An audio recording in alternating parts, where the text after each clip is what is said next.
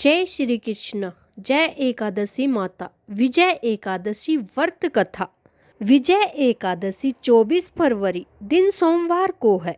फागुन कृष्ण एकादशी तिथि को विजय एकादशी व्रत रखा जाता है। विजय एकादशी व्रत करने से व्यक्ति को कठिन से कठिन कार्यों में सफलता प्राप्त होती है। हर समय फागुन माह के कृष्ण पक्ष की एकादशी तिथि को विजय एकादशी व्रत रखा जाता है। इस बार की विजय एकादशी 24 फरवरी दिन सोमवार को है। उस दिन भगवान विष्णु की पूजा सिद्धि योग से करने से आपके कार्य सफल सिद्ध होंगे। व्रत के दिन सुबह में विधि विधान से भगवान विष्णु की पूजा करें और विजय एकादशी व्रत कथा पढ़े व सुने। व्रत कथा इस प्रकार से है। फागुन मास के कृष्ण पक्ष की एकादशी को विजय एकादशी कहते हैं। भगवान श्री राम ने लंका पर चढ़ाई करते समय रावण पर विजय प्राप्त करने की कामना से इस एकादशी का व्रत किया था। सभी प्रकार के दुख दूर करके सभी कार्यों में विजय और सफलता प्रदायक इस विजय एकादशी को भगवान विष्णु का पूजन किया जाता है। जया एकादशी की कथा सुनने के बाद धर्मराज युधिष्ठिर ने भगवान श्री कृष्ण से प्रार्थना की, हे वासुदेव, फागुन मास के कृष्ण पक्ष की एकादशी का क्या नाम है? इसका व्रत करने से किन फलों की प्राप्ति होती है तथा इसका विधि विधान क्या है? कृपया मुझे विस्तार पूर्वक बताइए।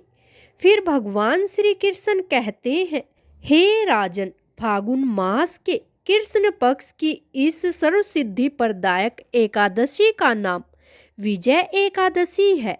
इसका व्रत करने वाले मनुष्य को सभी कार्यों में विजय मिलती है। इस विजय एकादशी के महात्म्य के सुनने व पढ़ने मात्र से समस्त पाप नष्ट हो जाते हैं। एक प्राचीन कथा सुनाते हुए प्रभु श्री कृष्ण ने आगे कहा, एक समय देव ऋषि नारद ने ब्रह्मा जी से यही प्रश्न किया था। तब ब्रह्मा जी ने नारद जी से कहा, हे नारद मुनि, यह कथा ध्यान पूर्वक सुनो। इस विजय एकादशी का व्रत नए पुराने और गत जन्मों के पापों का हरण करके प्रत्येक क्षेत्र में व्रत धारक को विजय दिलाता है।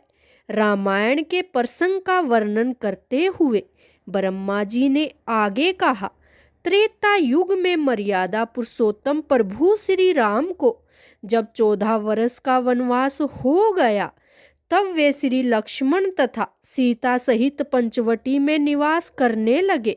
वहां से दुष्ट रावण ने जब सीता जी का हरण कर लिया, तब प्रभु श्री राम जी तथा लक्ष्मण जी अत्यंत व्याकुल हुए और सीता जी की खोज में चल दिए। घूमते घूमते जब वे मरणसैन जटायु के पास पहुँचे तो जटायु ने उन्हें सीता माता का वृत्तांत सुनाकर स्वर्गलोक चले गए। कुछ आगे जाकर उनकी सुग्रीव से मित्रता हुई और बाली का वध किया। हनुमान जी ने लंका में जाकर सीता माता का पता लगाया और उनसे प्रभु श्री राम और सुग्रीव की मित्रता का वर्णन किया। वहां से लौटकर हनुमान जी श्री रामचंद्र जी के पास आए और एक समाचार कहा। प्रभु श्री रामचंद्र जी ने वानर सेना सहित सुग्रीव की सहायता से लंका को प्रस्थान किया।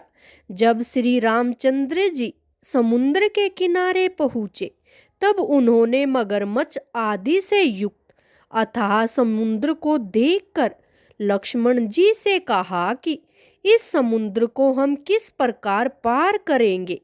लक्ष्मण जी कहने लगे, हे पुरुषोत्तम, आप सब कुछ जानते हो। यहाँ से आधा योजना दूर कुमारी द्वीप में वकदल्लभ नाम के मुनि रहते हैं।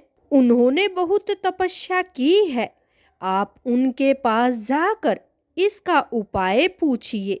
लक्ष्मण जी के इस प्रकार के वचन सुनकर प्रभु श्री रामचंद्र जी वकदलभ्य ऋषि के पास गए और उनको प्रणाम करके बैठ गए।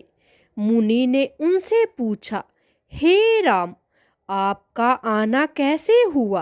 प्रभु श्री राम कहने लगे, हे ऋषिवर, मैं अपनी सेना सहित यहाँ आया हूँ और राक्षसों को जीतने के लिए लंका जा रहा हूँ। आप कृपया करके समुद्र पार करने का कोई उपाय बताइए।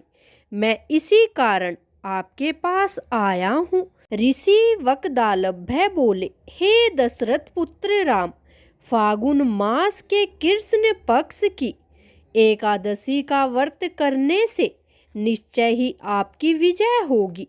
साथ ही आप समुद्र भी अवश्य पार कर लेंगे। इस व्रत की विधि यह है कि दशमी के दिन स्वर्ण, चांदी, तांबा या मिट्टी का एक घड़ा लेकर उसे जल से भरकर उस पर 5 पल्लव रखने के पश्चात उसे वेदी पर स्थापित करें।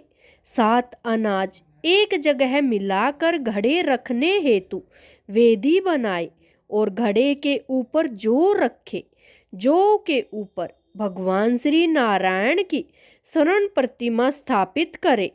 एकादशी के दिन स्नान आदि नित्य कर्म से निर्वृत्त होकर धूप, दीप, नैवेद्य, नारियल आदि से भगवान की पूजन करके वह दिन भक्ति पूर्वक घड़े के सामने व्यतीत करे और रात्रि को भी उसी जगह बैठकर जागरण करना चाहिए। द्वादशी के दिन नदी या तालाब के किनारे स्नान आदि से निर्वृत्त होकर उस घड़े को ब्राह्मण को दे देना चाहिए। यदि तुम इस व्रत को सेनापतियों के साथ करोगे तो अवश्य ही विजय होगी। इसके पश्चात प्रभु श्री रामचंद्र जी ने विधि पूर्वक विजय एकादशी का व्रत किया और उसके प्रभाव से लंका में राक्षसों पर विजय पाई। अतः हे राजन, जो मनुष्य इस व्रत को विधि पूर्वक करेगा उसे दोनों लोकों में विजय प्राप्त होगी। अंत में ब्रह्मा जी ने नारद मुनि से कहा, हे पुत्र, इस व्रत को करने वाले तो सभी जगह विजय पाते ही हैं।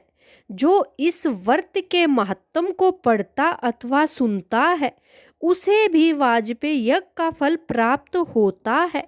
आपको यह वीडियो कैसी लगी कमेंट में लिख कर बताएं और वीडियो को शेयर कीजिए और लाइक कीजिए। वीडियो देखने के लिए आपका बहुत बहुत धन्यवाद।